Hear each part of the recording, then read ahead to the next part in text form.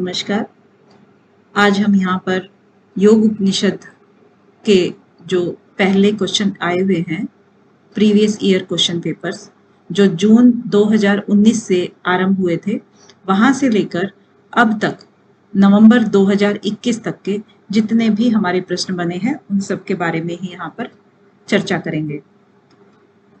योग उपनिषद जो हैं वो हमारे जून 1900 में ही जोड़े गए थे, 2019 में जोड़े गए थे। तो उनमें 8 उपनिषद हमारे टोटल आते हैं। उन 8 उपनिषद की जितने क्वेश्चन बनते हैं, यानी कि पूरी एक यूनिट नंबर 3 यहाँ पर ये होती है और हर यूनिट में से अप्रोक्सीमेट 10 क्वेश्चन पूछे जाते हैं योग के एग्जाम में। तो इनमें से ही हम कुछ क्वेश्चंस हैं जो कि बने हुए हैं अभी तक, तो उनके बारे में ही चर्चा कर रहे हैं। तो जो सबसे पहला क्वेश्चन है वो है योग कुंडली उपनिषद में सहित कुंभक के कितने प्रकार बताए गए हैं। तो योग कुंडली उपनिषद में जो हमारा प्राण निरोध आता है उसके तहत कुंभक के 2 प्रकार बताए गए हैं।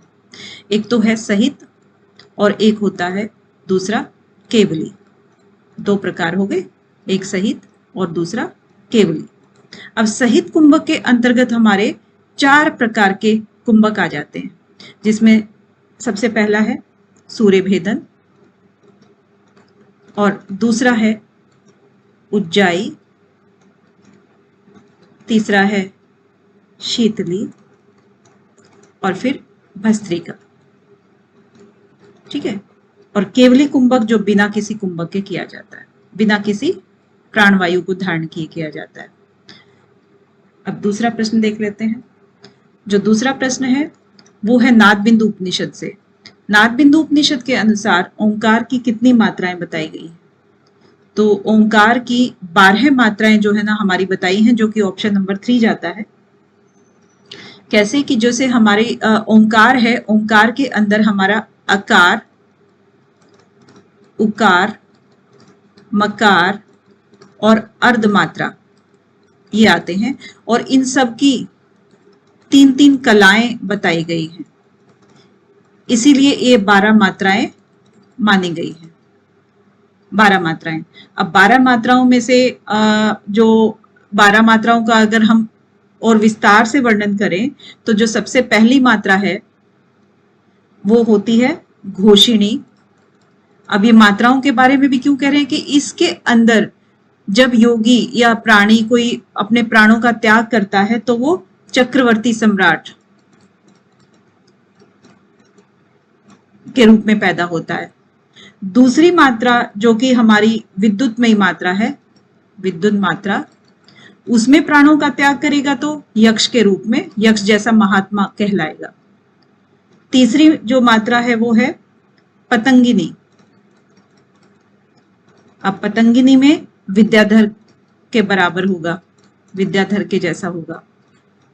और जो चौथी मात्रा है हमारी वायु वेगिनी, अगर वायु वेगिनी मात्रा के अंदर कोई प्राण त्याग करता है तो वो गंधर्व योनि में जन्म लेगा। 5वीं मात्रा जो है वो है नामधेय। नामधेय। अब नामधेय में जैसे चंद्रलोक में सम्मानित, यानी कि चंद्रलोक जैसा उसका सम्मान होगा। और जो 6ठी मात्रा है इंद्री। इंद्री, इंद्री में इंद्र के समान पद की प्राप्ति होगी, पद की प्राप्ति। और जो 7वीं मात्रा है वैष्णवी। अब वैष्णवी मात्रा में विष्णु पद की प्राप्ति। 8वीं मात्रा में अगर प्राण त्याग होता है तो शांकरी। ठीक है। तो शांकरी में क्या हो गया, पशुपति, रुद्र की समीपता इसमें बोली गई है। रुद्र की समीपता, उनके समीप जो है ना वो सौभाग्य मिलता है। और 9वीं जो मात्रा है वो महती आ जाती है। महती, महती मतलब महलोक की, मह जो लोक है उसकी प्राप्ति होती है, महलोक की प्राप्ति हो जाएगी। उसके बाद आती है 10वीं मात्रा। 10वीं मात्रा में क्या होगा, धृति। और धृति से क्या होगा, जनलोक की प्राप्ति होगी। और 11वीं मात्रा में नारी, नारी जो कि तपलोक की प्राप्ति होगी। और 12वीं जो है, जो हमारा ये जो इसका आंसर था कि 12वीं मात्रा जो सबसे उच्च कैटेगरी की मात्रा है वो ब्राह्मी मात्रा है, ब्राह्मी, जिसमें शाश्वत ब्रह्मलोक की प्राप्ति होती है, ब्रह्मलोक की प्राप्ति हो जाएगी इसमें।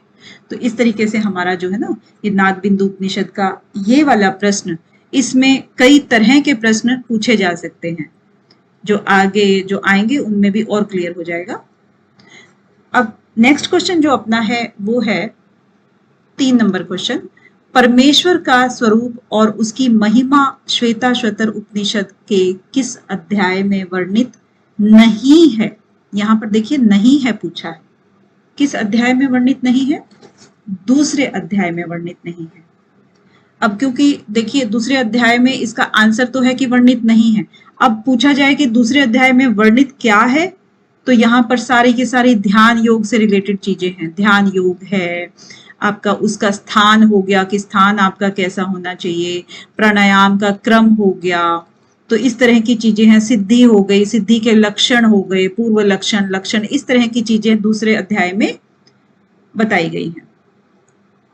अगला क्वेश्चन जो आता है चौथा क्वेश्चन कि योग तत्व उपनिषद के अनुसार सूची 1 और सूची 2 को सुमेलित कीजिए।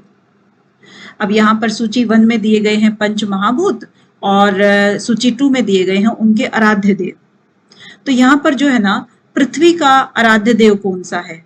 अब जैसे हम याद करें कि पृथ्वी जो है, पृथ्वी, जल, अग्नि, वायु, आकाश, ये तीनों पांचों जो है ना सीक्वेंस से दिए हुए हैं, और हमें यहाँ से पता लगे कि हमें यहाँ से क्या करना है, तो सबसे पहले हम जैसे याद करते हैं ब्रह्मा विष्णु महेश, है ना, ब्रह्मा हो गया, इसके बाद हमारा आ गया नारायण, यानी कि जो पहला ये 5वां जो ऑप्शन है ये आ गया इसमें, और उसके बाद आ गया हमारा नारायण, तीसरा जो ऑप्शन है चतुर्भुज नारायण, ठीक है,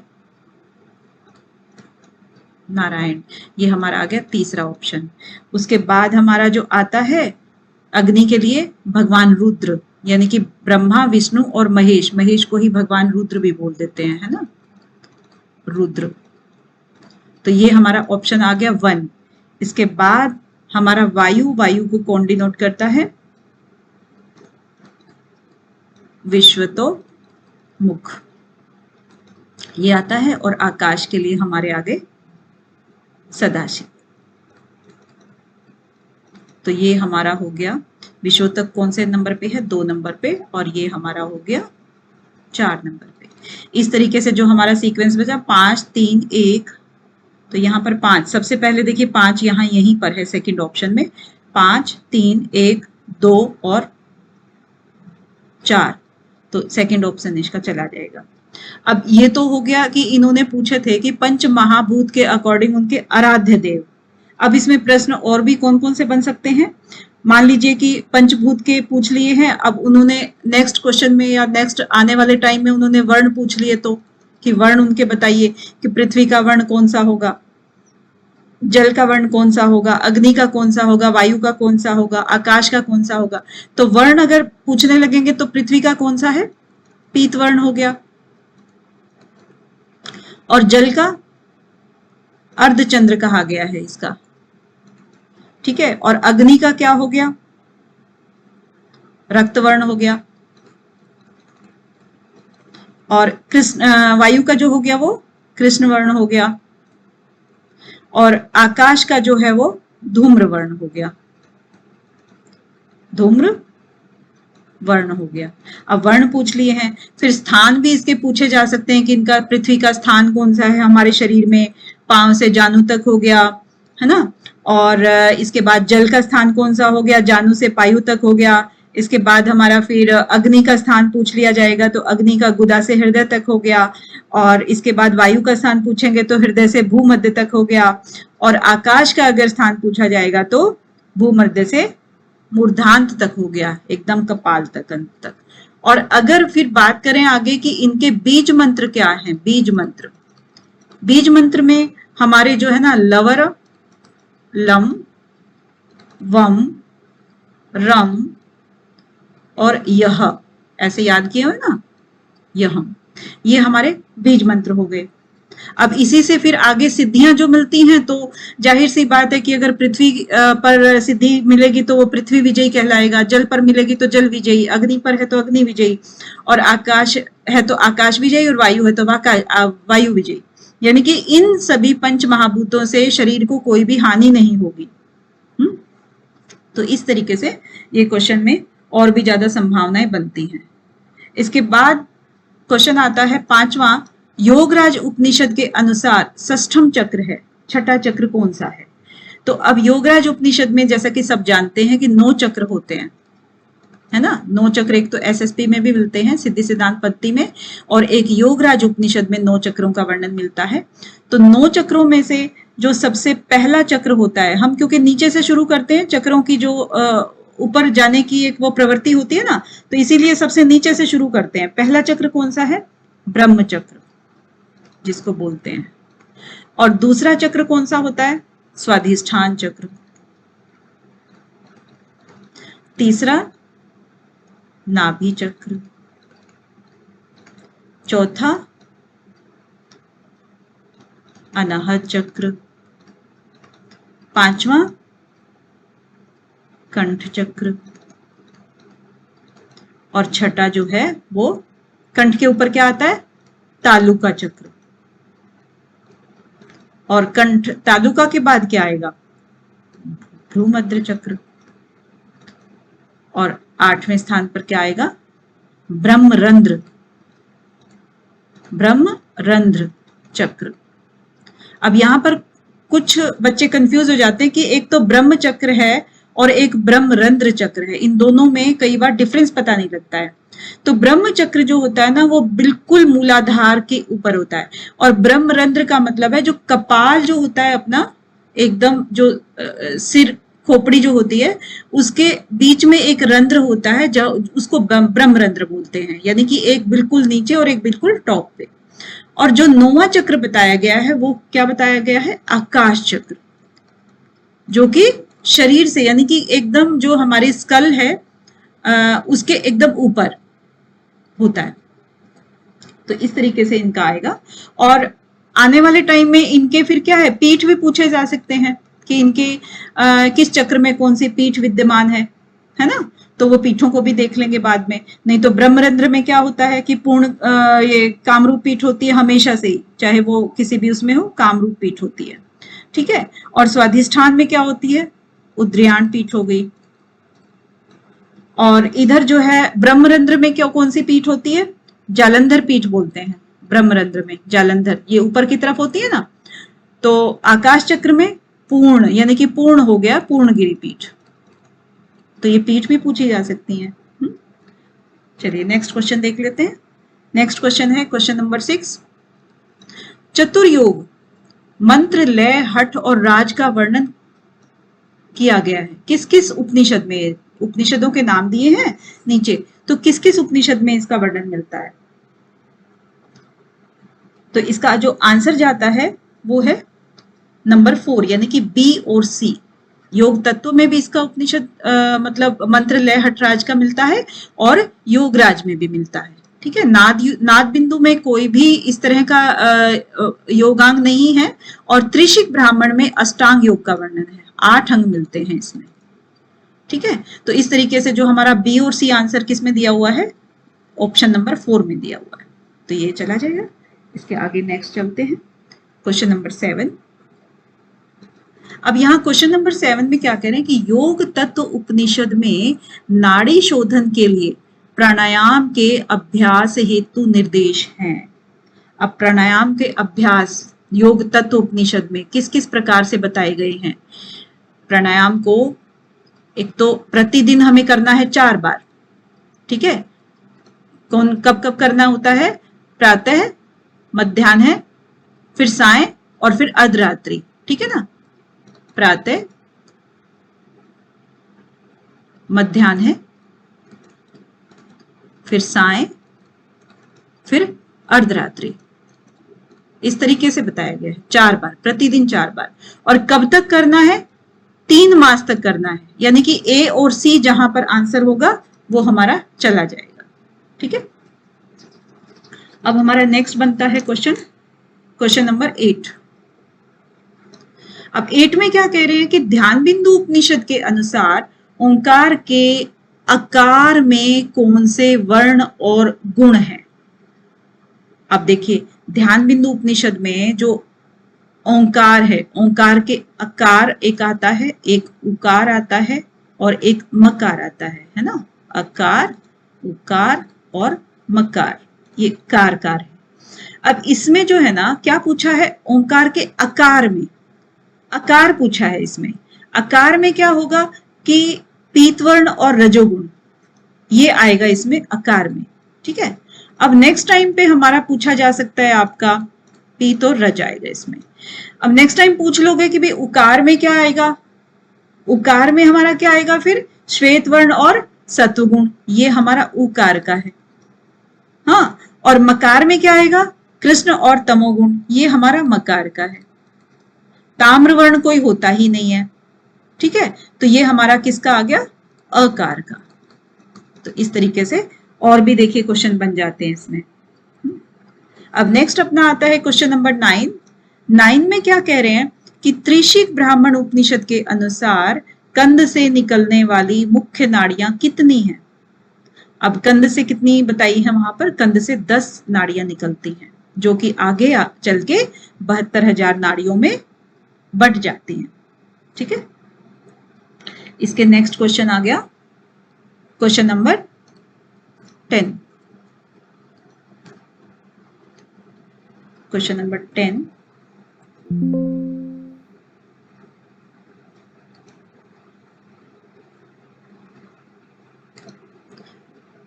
हाँ जी, तो क्वेश्चन नंबर 10 में क्या कह रहे हैं ये कि त्रिशिक ब्राह्मण उपनिषद के अनुसार नियम का अवरोही क्रम है, आरोही क्रम है, सॉरी। तो यहां पर क्या कह रहे हैं, त्रिशिक में कितने प्रकार के नियम बताए हैं, यम और नियम इन्होंने क्या बताए हैं, 10-10 यम और नियम बताए हैं त्रिशिक में, यम और नियम। ठीक है, अब 10-10 बताए हैं, तो देखिए आरोही पूछ लिया है तो कभी अवरोही भी पूछ लेंगे। अब आरोही में इन्होंने कौन कौन से बताए हैं यहाँ पर कि जैसे पहले तो देख लेते हैं कि नियम में कौन कौन से होते हैं। ठीक है, अब जैसे तप हो गया, संतोष हो गया, दान हो गया, हरि आराधना हो गई, आस्तिक्य, ये इन्होंने ऑप्शन दिए हैं। अब इनको सीक्वेंस में कैसे बताना है कि जैसे सबसे पहले क्या आता है देख लेते हैं कि सबसे पहले आएगा तप, फिर आएगा संतोष, फिर आएगा हमारा आस्तिक्य। ठीक है, फिर आता है हमारा दान और फिर आती है हमारी हरि आराधना। ठीक है, अब ये तो यहां पर जो दिए हैं इन्हीं का हो गया है। कितने हैं, तप को कौन सा नंबर दिया इन्होंने, ए, संतोष को बी, इसके बाद दान को क्या दिया है, सी, और फिर हरि आराधना को डी, और फिर आस्तिक्यम को ई। तो हमारा सीक्वेंस क्या बन गया, A B E C D, A B E C D, जो कि ऑप्शन नंबर 2 में जाता है। अब इसके आगे भी आ सकते हैं, फिर ये पूछ लिया है तो इसके नेक्स्ट भी बता ही सकते हैं ना ये। जैसे कि अब इसके नेक्स्ट में जो सीक्वेंस बनेगा वो क्या है कि जो 5 तक तो हमारे हो गए थे, अब छठा जो है हमारा नियम वो आता है वेदांत श्रवण, और फिर आता है ह्री, फिर मति, और फिर जप, और फिर व्रत। ठीक है, 7, 8, 9 और ये हमारे हो गए 10 नियम। तो इस प्रकार से कोई भी सीक्वेंस में पूछे जा सकते हैं। चलिए नेक्स्ट चलते हैं। इसके आगे जो क्वेश्चन आता है अपना क्वेश्चन नंबर 11। नाद बिंदु उपनिषद के अनुसार नाद श्रवण का अभ्यास किस आसन एवं मुद्रा में करना चाहिए। अब किस आसन एवं मुद्रा में करना चाहिए, इसमें है सिद्धासन और वैष्णवी मुद्रा, यानी कि ऑप्शन नंबर हमारा चला जाएगा 3। अब यहां पर जो क्वेश्चन अटेम्प्ट करने का भी है कि मान लीजिए इन्होंने अभ्यास आसन और मुद्रा पूछा है। अब पहले कभी भी ये दे देंगे कि वैष्णवी पहले लिख देंगे यहां पर, और यहां लिख देंगे अपना सिद्धासन।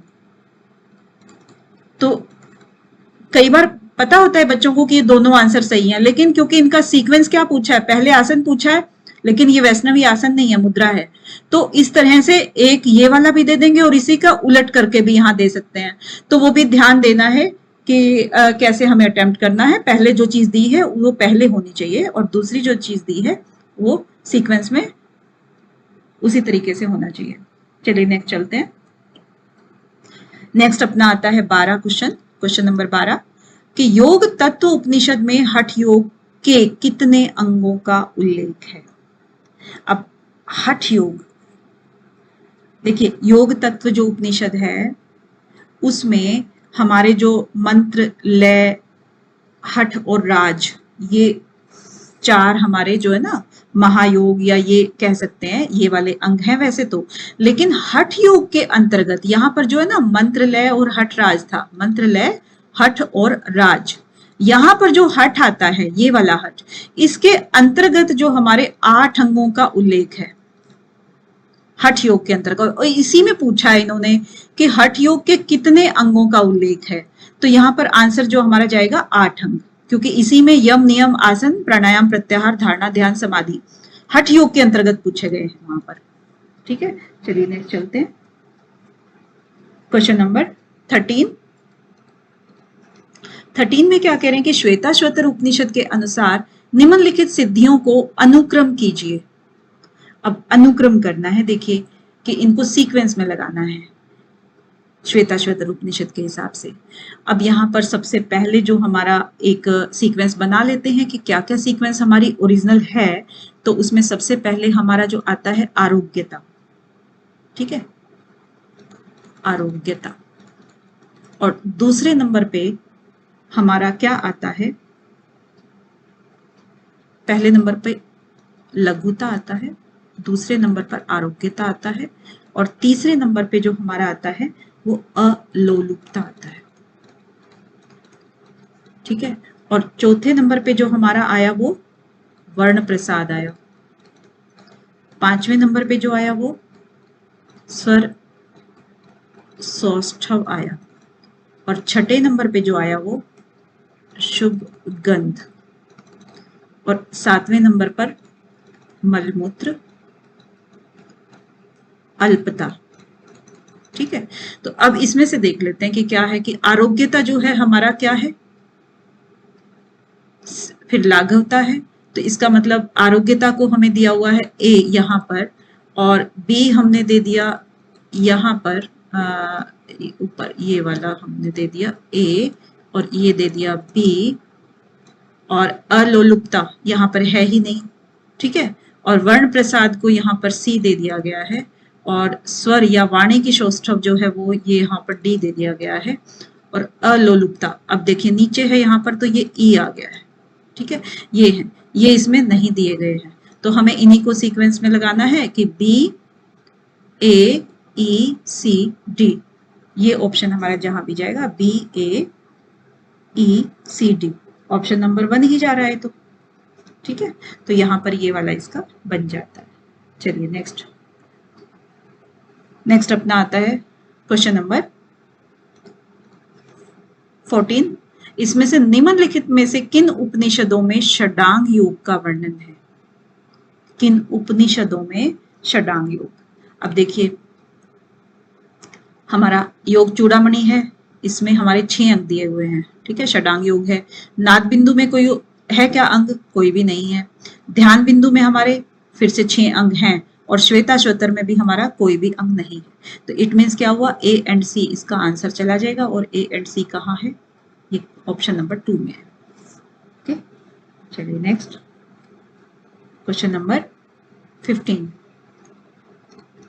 अब 15 में क्या कह रहे हैं कि ध्यान बिंदु उपनिषद के अनुसार ओंकार के तृतीय अंश मकार में क्या लय होता है, तृतीय अंश मकार में।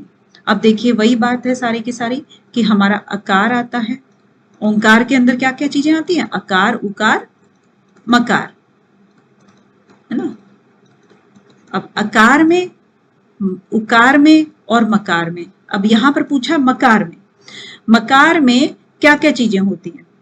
अब यहाँ पर ऑप्शन जो दिए हैं अंतरिक्ष है, धो है, सामवेद है, यजुर्वेद है।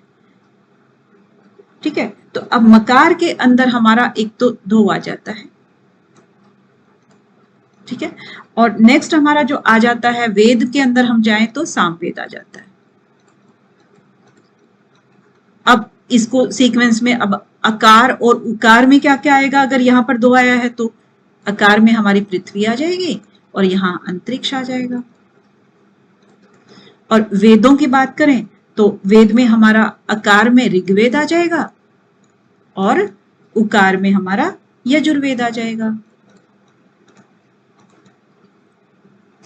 और इसके बाद भी और भी चीजें बचती हैं, जैसे कि भू भुव स्व हो गया, लोक हो गए हमारे, देवता हो गए हमारे भू भुव और स्व, ये तो हमारे लोक हो गए। फिर देवताओं की बात करें तो ब्रह्मा विष्णु महेश हो गया, ब्रह्मा विष्णु और महेश्वर। देखिए लिखने का ना, महेश को कहीं रुद्र लिख देते हैं, कहीं महेश लिख देते हैं, कहीं सदाशिव लिख देते हैं, कुछ भी लिख देते हैं, थोड़ा थोड़ा डिफरेंस है इनमें, लेकिन महेश्वर हो गया। फिर वर्ण की बात करें अगर तो पृथ्वी का हमेशा ही क्या होता है, पीत वर्ण होता है, पृथ्वी का हमेशा पीत वर्ण होगा। उकार में हमेरा हमेशा श्वेत वर्ण होगा, श्वेत वर्ण।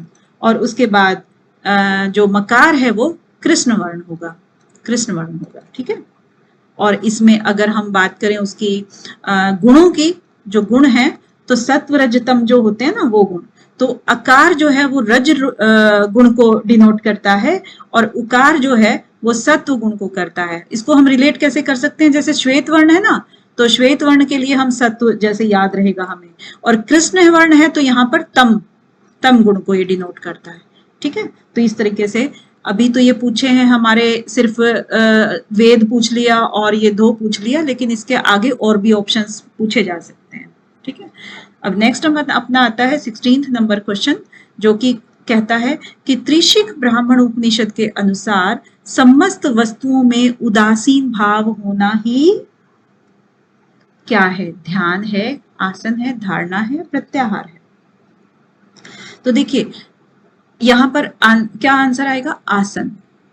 समस्त वस्तुओं के प्रति उदासीन भाव होना, तो ऑप्शन नंबर अपना ठीक जो जाएगा वो 3 जाएगा, आसन।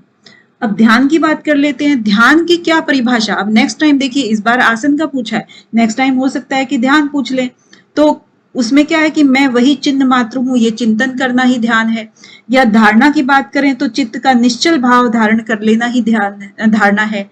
और प्रत्याहार की बात करें तो चित्त का अंतर्मुखी होना ही प्रत्याहार है। तो इस तरीके से सारी की सारी जो डेफिनेशंस हैं त्रिशिक ब्राह्मण की वो बहुत इंपॉर्टेंट है। चलिए नेक्स्ट क्वेश्चन देखते हैं। नेक्स्ट में कहते हैं कि नाद बिंदु उपनिषद के अनुसार सूची 1 और सूची 2 को सुमेलित कीजिए। अब यहाँ पर वैसे तो यहाँ की चर्चाएं लगभग हो चुकी हैं, लेकिन वही बात है कि अकार, उकार, मकार और अर्धमात्रा ये सारी की सारी चीजें हैं, तो इनको मिलान कैसे करना है कि अकार जो है, अकार वो किसको डिनोट करता है, यहां पर अग्नि को करता है। ठीक है, और उकार किसको करता है, उकार, उकार करेगा अपना वायु को, अग्नि के बाद वायु का नंबर आता है ना। और मकार किसको करेगा, भानुमंडल यानी सूर्य को।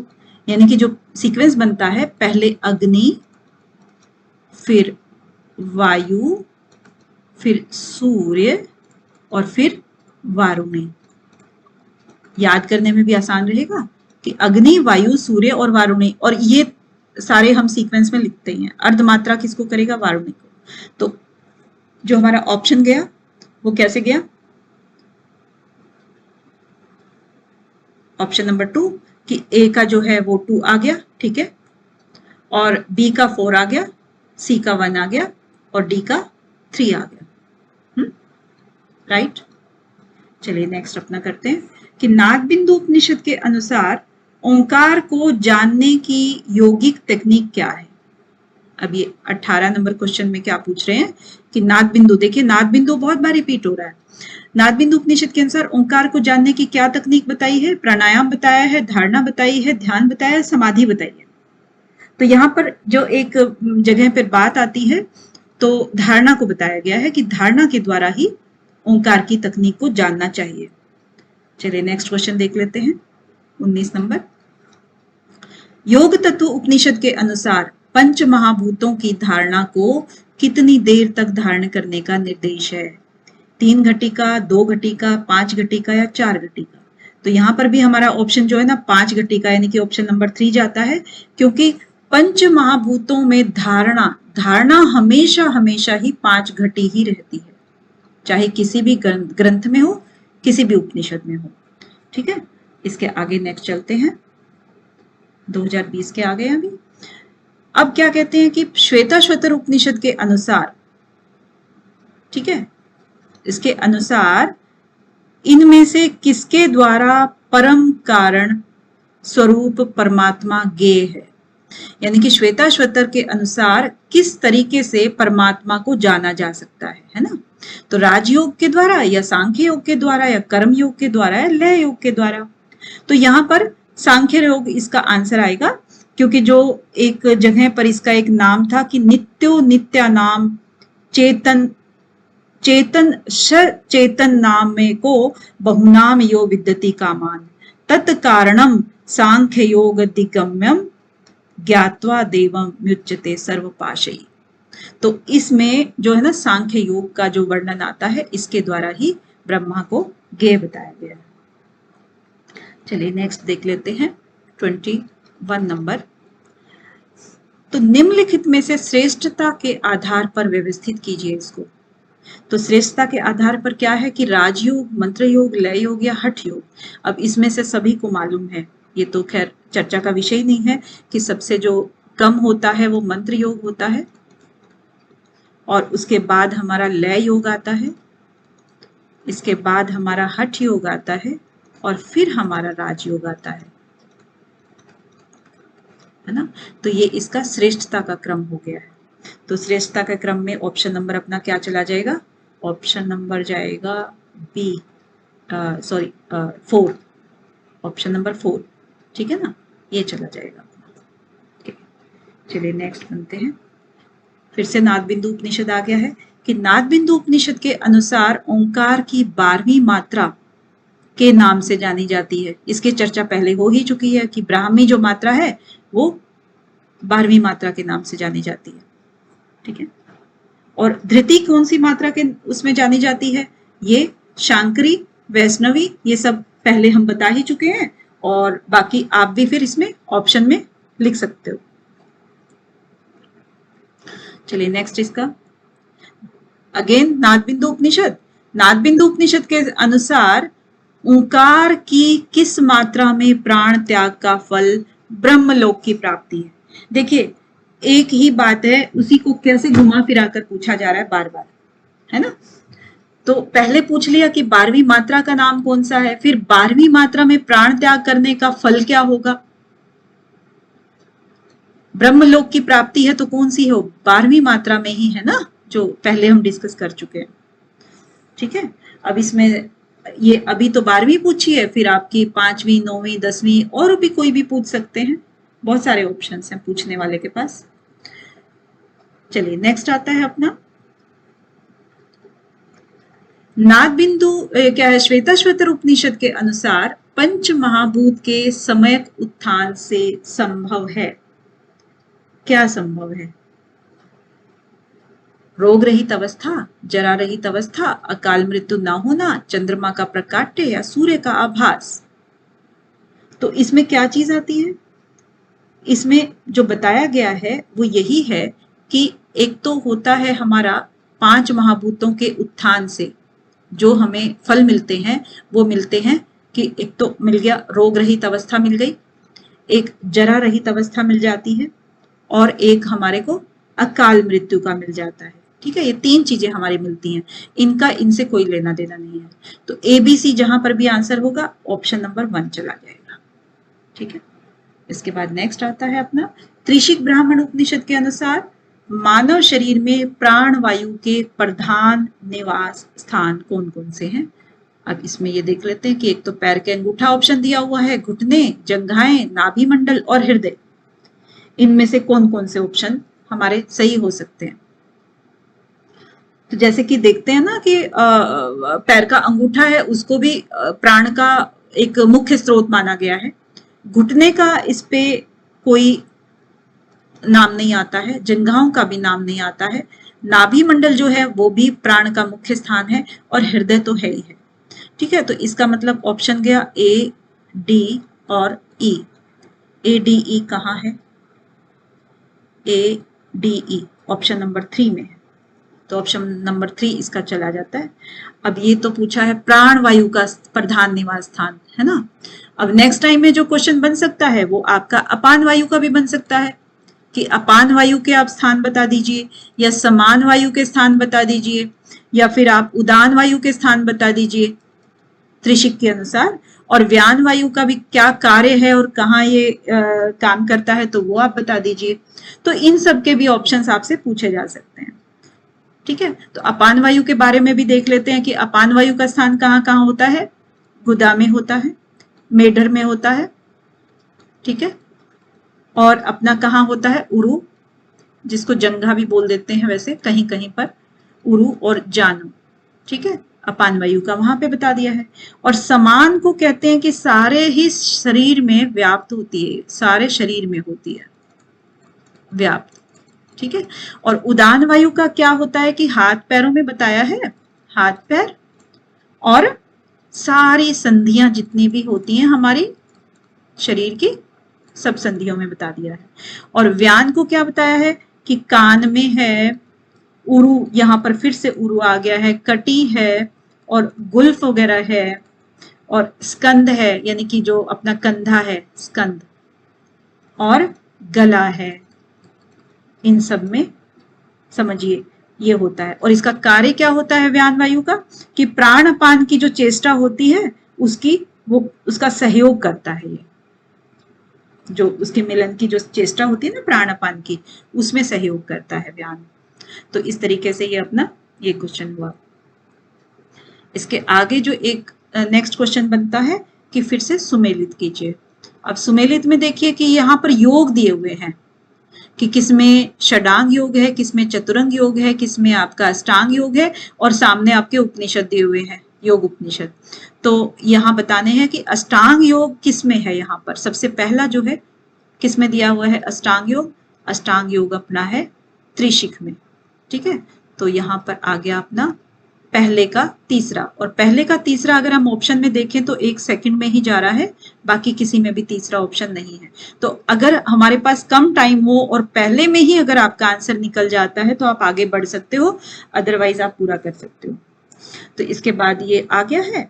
और नेक्स्ट जो अपना आता है षडांग योग। षडांग योग किसके अंदर आता है, ये अष्टांग का तो हम यहाँ पर मिलान कर देते हैं। षडांग योग, षडांग किस में है, यहाँ पर ध्यान बिंदु में है। ठीक है,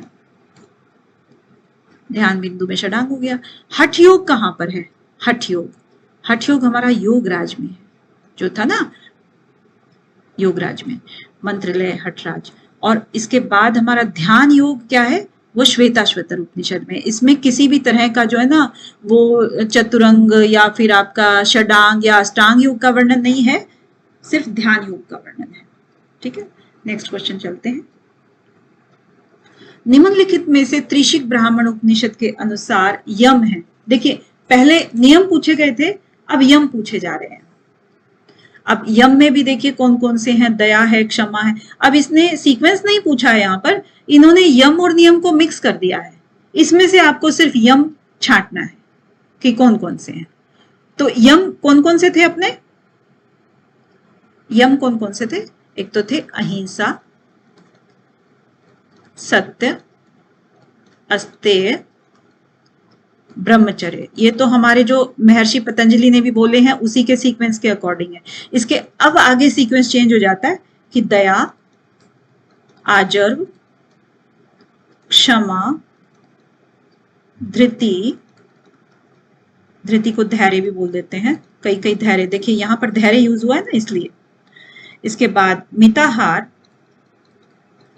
और उसके बाद शौच, जो महर्षि पतंजलि के अनुसार ये नियम का पार्ट है, लेकिन यहां पर इन्होंने यम में ले रखा है। तो 1 2 3 4 5 6 7 8 9 और ये 10, ठीक है, 10 यम हो गए। अब 10 में देखिए आपका कैसे कैसे कौन कौन से हैं। यहाँ पर दया है क्या? दया है।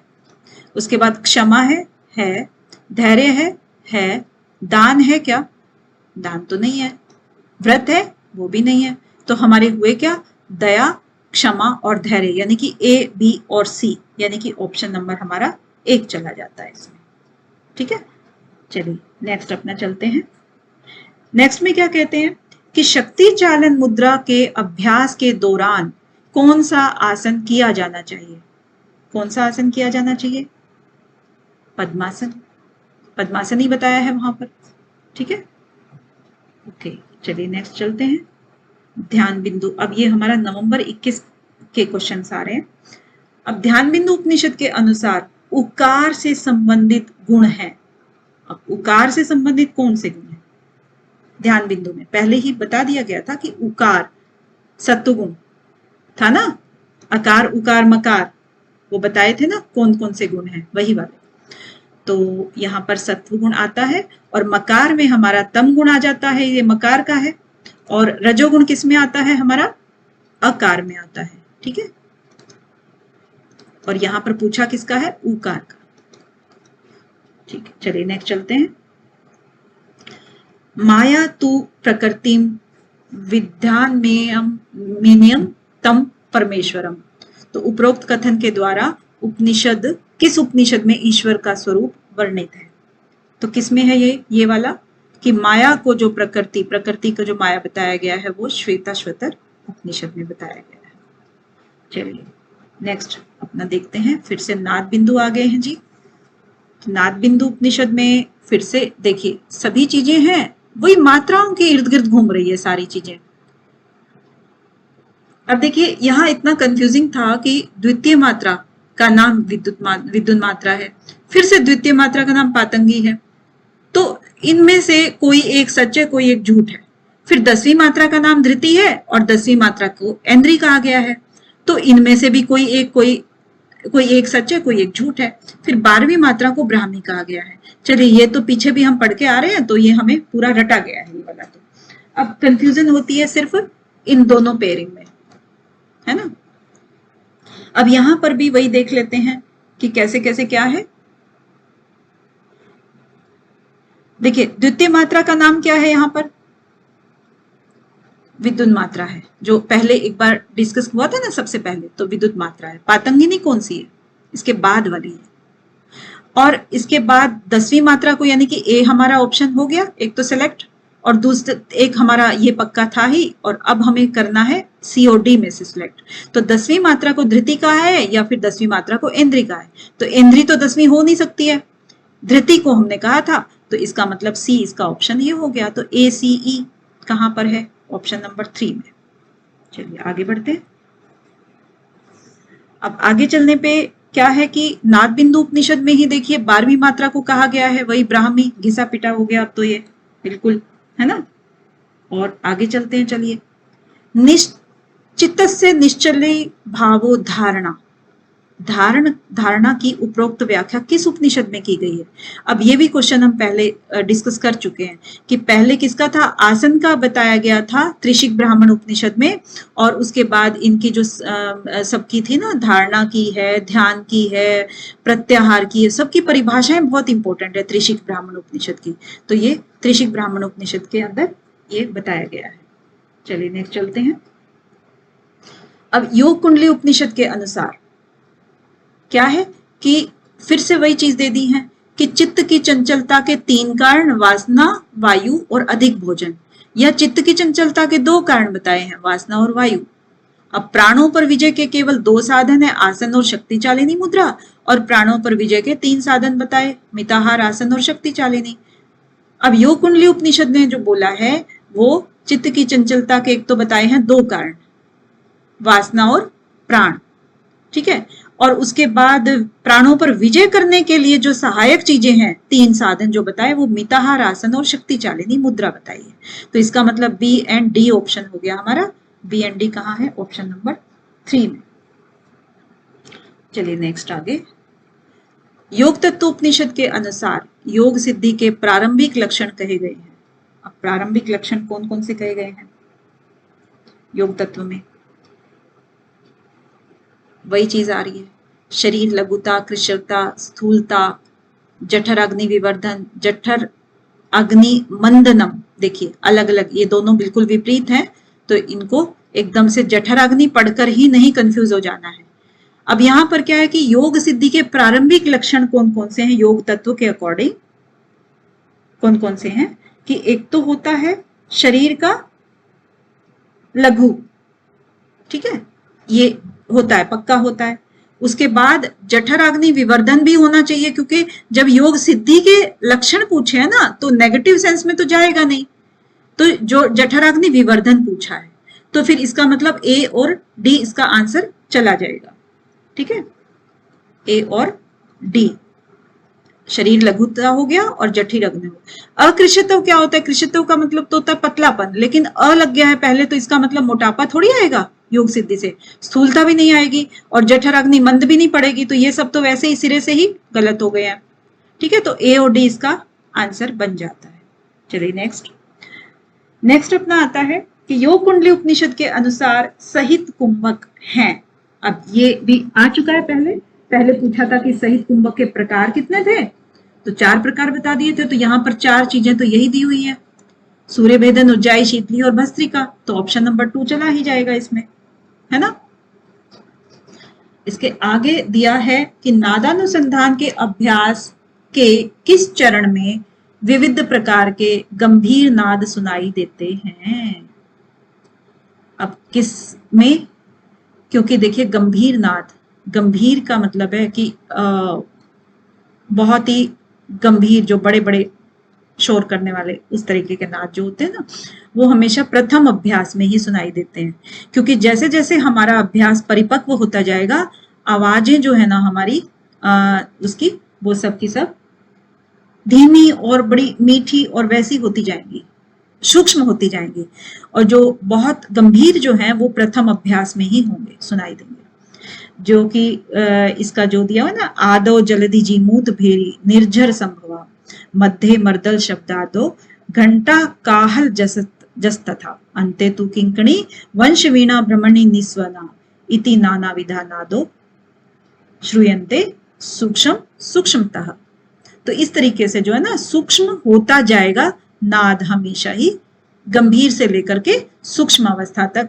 तो प्रथम अभ्यास में इसका आंसर हुआ गंभीर नाद सुनाई देते हैं। ठीक है, चलिए नेक्स्ट चलते हैं कि ध्यान बिंदु उपनिषद के अनुसार, अब ये पूछा है नीचे, देखिए इस बार ना बहुत सारे ऐसे क्वेश्चन आए थे, टाइम टेकिंग थे, क्योंकि आपको इतने सारी लाइनें दे दी जाती थी, उसके बाद उन सबको पढ़ो, एनालाइज करो और नीचे से फिर आप ऑप्शन नोट करो, तो इनकी प्रैक्टिस ना बहुत ज्यादा करनी चाहिए। अब ध्यान बिंदु उपनिषद में इन्होंने कहा कि क्या क्या चीजें हैं, आसन, प्राण संरोध है, प्रत्याहार, धारणा, ध्यान, समाधि, ये षडांग योग है, इन्होंने ये बोला। फिर दूसरा ये बोला कि सिद्ध, भद्र, सिंह और पदम आसन चतुष्टय हैं, एक ये बात बोल दी। फिर बोला कि प्राणायाम, धारणा, ध्यान, समाधि योगांग हैं, ये बोल दिया। फिर बोला कि स्वस्तिक, कूर्म, सर्वांग, शीर्ष आसन चतुष्टय हैं, फिर ये बोल दिया। फिर यम, नियम, आसन, प्रत्याहार, ध्यान, समाधि षडांग योग हैं। अब इन्होंने 5 लाइनें बोली हैं, 5 में से कौन सी सही है कौन सी नहीं है। अब देखिए यम, नियम, आसन, प्रत्याहार, ध्यान, समाधि, षड अंग, ये तो कोई अंग नहीं होते ही नहीं है। या तो षडांग होगा तो यम नियम नहीं होगा, तो आसन, प्राणायाम, प्रत्याहार, धारणा ये सब मिक्स होता है, वो तो होता है, लेकिन इस तरह की तो कोई भी योग अंग नहीं होता है। अब जो इन्होंने ध्यान बिंदु में आसन दिए हैं, स्वस्तिक, कूर्म नहीं दिए हैं, ये 4 आसन हैं, सिद्ध, भद्र, सिंह और पदम, ये 4 आसन, ये राइट होगा ऑप्शन। और प्राणायाम, धारणा, ध्यान, समाधि ये योगांग, ये भी नहीं है, क्योंकि ध्यान बिंदु में हमने क्या पढ़ा है अभी तक, षडांग योग पढ़ा है, षडांग योग ये वाला है। तो उस षडांग योग में क्या है हमारा, आसन प्राणायाम कह लो या प्राण संरोध कह लो, प्रत्याहार, धारणा, ध्यान, समाधि, ये देखो सीक्वेंस सही बन रहा है, इनका नहीं बन रहा है। ठीक है, तो ये वाले योग अंग है। तो इसका मतलब क्या हुआ कि हमारा ए भी राइट है, बी भी राइट है, और बाकी के राइट नहीं है, ये नहीं जाएंगे। तो ए और बी कहां पर है? ऑप्शन नंबर 3 में है। ठीक है, तो अभी तक के जितने भी क्वेश्चन पूछे गए थे योग उपनिषद से, आज हमने यहाँ पर वो डिस्कस किए। चलिए, आप सबका बहुत बहुत धन्यवाद, शुक्रिया।